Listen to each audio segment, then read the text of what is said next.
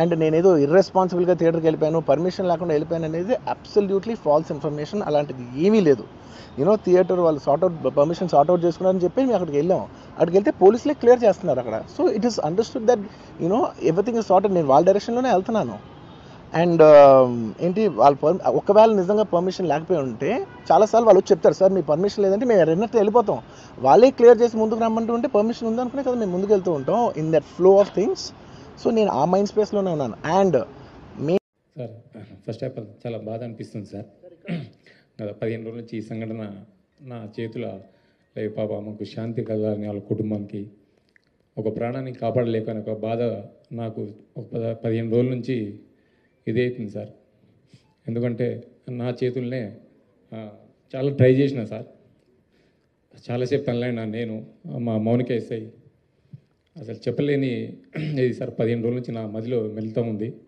ఆ దేవుని భయవంతుల్లా ఆ బాబు కోలుకోవాలని నేను కోరుకుంటున్నాను సార్. ఆ రోజు జరిగిన సంఘటన సార్, మేనేజ్మెంట్కు నేను బ్యాక్ సైడ్ నేను రాసి మేనేజ్మెంట్కి ఇంటిమేషన్ ఇచ్చిన సార్.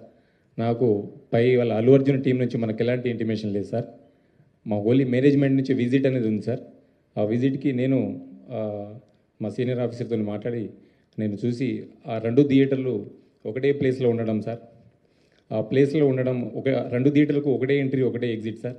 35 and 70 mm అది పాసిబుల్ కాదానికి అదే పేపర్ కాపీ టు SHO ఒకటి వచ్చింది సార్.